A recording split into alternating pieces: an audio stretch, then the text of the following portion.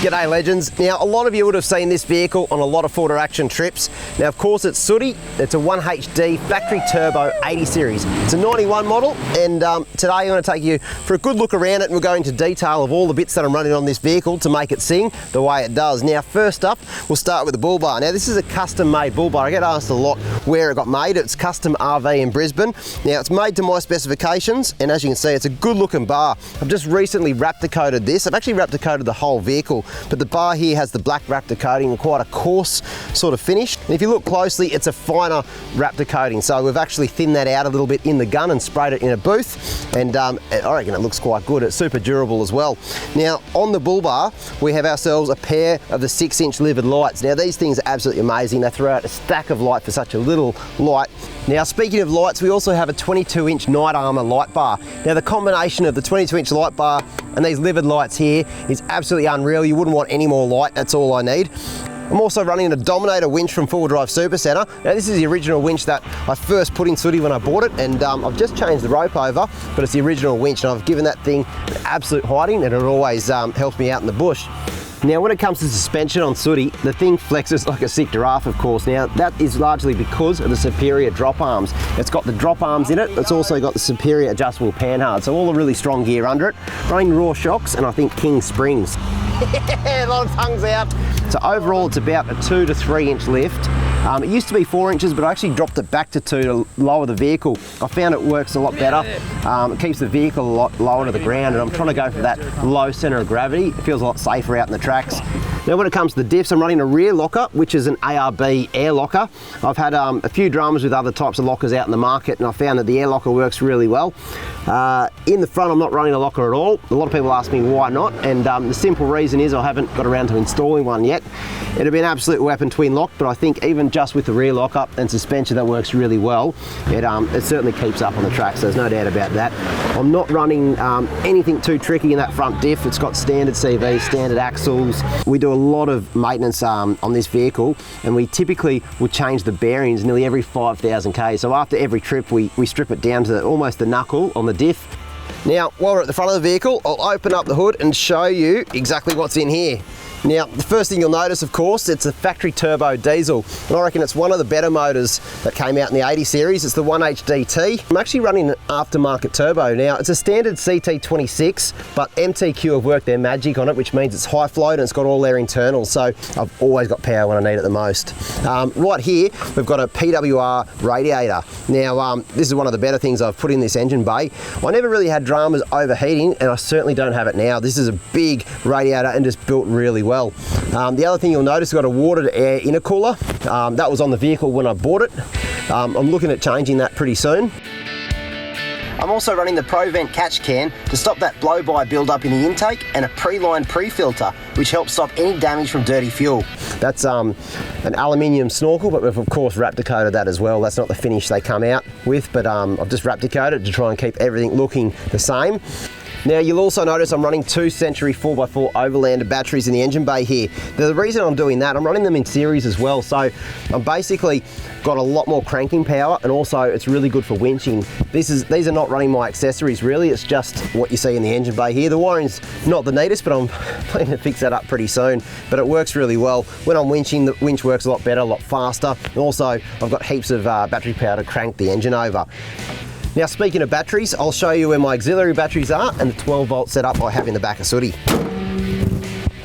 Now when it comes to the 12 volt system in the back here, as you can see I've taken quite a bit of pride to make sure I get this right.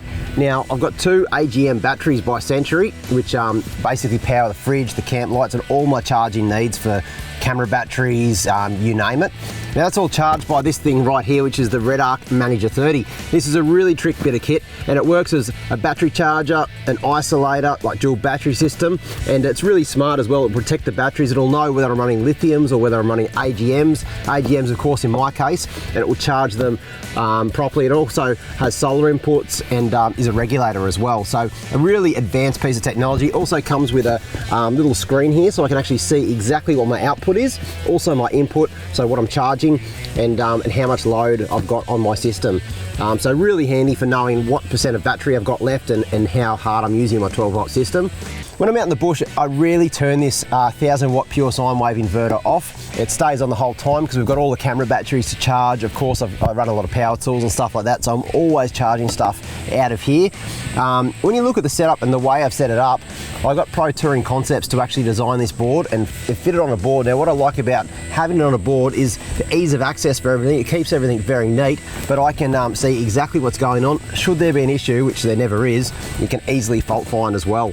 Also, run these resettable circuit breakers. Now, you've got a circuit breaker coming from your alternator charge, you've got a circuit breaker on your battery load, and there's a circuit breaker for the whole system as well. So these are resettable, so if something does go bang, you can of course just reset it and you're back on the road.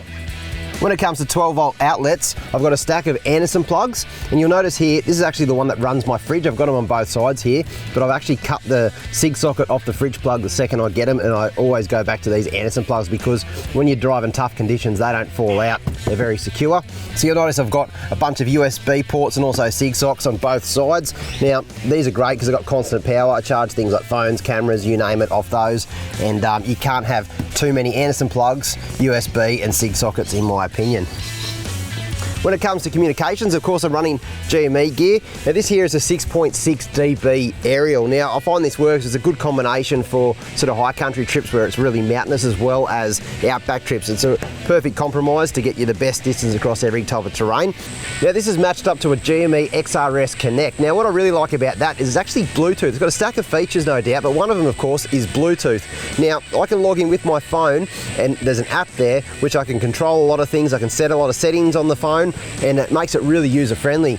Another cool thing is when they do release updates like firmware updates or software updates, I'm able to download those onto the XRS Connect, so I get them for free. Once you buy the unit, well, you get all the updates for free. I find that really neat. Now, in the cockpit of the 80 here, it's all pretty standard, of course, except for you'll find them running aftermarket seats. Now, this is a recent addition to the 80 here, and they're super comfortable. And an 80 series has got pretty comfortable seats to start with, but these Stratos seats, I've got black duck covers on them now. I've obviously got the GoPro and the mic set up in the vehicle because I'm literally just finished shooting a forward action trip, so this is our standard sort of kit when we're filming. I don't usually run this though when I'm on the road. And the last thing worth mentioning in the cab here is the floor mats. They're the True Fit floor mats. They fit really snug and they're molded, of course, the 80 series. They don't get any junk underneath onto the carpets, which is good. So when I'm cleaning the vehicle out, I just have to shake those things and we're good to go. That's just about it. We'll go to the back of the vehicle now. Now when it comes to the back of the vehicle, it's a pretty simple setup. In reality, I really like how it's sort of set up. It's not flash, but it just does the job. It's very practical. Now, like I said before, we've just finished a 2-week trip in the bush, so I've got things everywhere. It's real, I suppose. This is what I carry in the back of the vehicle on every trip, and it always looks a bit like this, so a bit messy, but like I said, quite practical. I can access everything as I need it. When it comes to the fridge, I've got the Dometic CFX 65 litre. I find that really good. Plenty of room for not just my beers and food, but also camera crew and all that sort of stuff. So we live out in the bush for a couple of weeks at a time. That's the perfect size for me. I've got an easy slide, drop down fridge slide. So these things are insane. If you haven't seen how these work, they lock in a position when you're driving, so they won't come out of there. When you get to camp, it is that easy to get your fridge out, and you can actually access everything inside. So just grab that, slide her out, and then doesn't matter how heavy the fridge is, I can drop it down really easily, and then of course get access to everything inside the fridge. Makes it a really good addition to the vehicle. I'll put that away really quickly. Now when it comes to my drawers, I've got a set of Titan drawers which have worked really well. I've been all around Australia a couple of times, these ones, and they're still working really well. In this side, I keep all tools and spare parts. So I basically carry all the tools for all the vehicles. That's why it looks a little bit excessive, but I think it works really well. Of course in here I always run this 18 volt gear. I reckon it just makes everything so much quicker when you're out in the tracks, especially those trackside repairs and stuff like that. I've got I think about 3 batteries. I also run an angle grinder up there. The impact driver, the angle grinder, and the light are the 3 that I basically wouldn't leave home without. I've got all your basic hand tools. You know, I found this on the track the other day, so I added it to my kit. I've got everything from like a crimping tool, a bit of 12 volt gear. I've got fuses, I've got connectors, got a socket kit. I've got this one at the back here. This is worth sharing. Basically just one of those little plastic things you pick up from Bunnings, and inside here I just carry bolts. So bolts, I've got a few hose clamps, there's washers, there's nuts, all different sizes. If I ever find a Toyota in the wreckers or something like that, I'll actually go and grab a stack of Toyota bolts. So I've always got a bunch of bolts.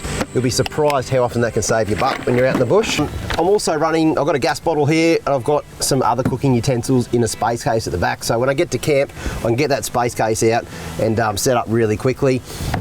Water tank, yep, nice and fancy. I've got myself a 20-litre Jerry. That's all I've got at the moment. Works a treat. You'll see some little things like hidden around the vehicle. So like down this side, you'll see a bit of fencing wire. I always carry fencing wire with me. It'll get you out of strife when your brake components out in the bush. And down this side, you'll see a few extra spare parts. I've got a little shovel I carry down the side here. I've got some coolant, I've got some other oils and stuff, a bottle jack down the side. I don't normally carry this. As a split high pressure hose from my power steering. I busted it at the start of this trip, so I got a new one and had to replace it out in the bush. So I'm just carrying this back because I'm going to get that fixed and use that as a spare. In the side of the vehicle here, I've actually got a bunch of spare hoses and belts, so they all stay in the panel in there. That's basically the one last thing. I've of course put some camp lights. So I've basically got some Night Armour camp lights up in here, it lights this whole area up. 2 little white lights. They're super cheap and they work really, really well. Little switch on there, so it makes it nice and easy. When it comes to a rear bar on the back of the vehicle, I actually picked this one up second hand. It's an old Kmart rear bar. Picked it up for 300 bucks. It needed a bit of work. The tyre carry was some sort of bodgy home job, but we reinforced that, welded it back together and made it work. Just so handy to get your spare on the back here. It's extra weight, but it's out of the way and I'm not keeping it inside the vehicle. Roof rack, I've just got a full drive Super Centre roof rack. The only difference is that I've Raptor coated it. As you can see, we've welded in 2 plates onto the roof rack here. I just find that's a way more sturdy mount to run this Adventure Kings awning, because I ripped the last one off because I hit some trees with it and I ripped it off, so I've just reinforced that, plated it, and I find that a really cool little upgrade that costs basically nothing at all. So when it comes to wheels and tyres and sooty, you know I'm running the General Grabber X3s. These are in a 35-inch by 12.5 and a 17-inch rim. Now the rim is a alloyed wheels Rattler beadlock, so it's a beadlock wheel and works really well for the hard trips. It's nice and tough and it looks pretty good too. So bar work across here, I've got scrub rails and also some custom made sliders, again made by Custom RV, all custom made to my preferences and the way I wanted it. We've actually designed these as well to kick out at the back, so if you are driving up against something on your rock slider, that'll actually hopefully kick the vehicle out before it does damage to the door, and also provides a pretty good step for a short bloke like me to get up and access the roof. Well, there you go. There's a pretty in-depth look at old Sooty here. Now, it certainly isn't the prettiest 80 series getting around, but it's built for a purpose. It's a real practical workhorse, and it spends most of its life on these sort of hard tracks, whether it's the Glass House, Cape York, across the Simpson. This thing will do it all, and the best thing is it's always ready to go. Turnkey, off you go. So thanks for watching this video. Make sure you subscribe to our channel and turn the notifications on so you don't miss a second of the action.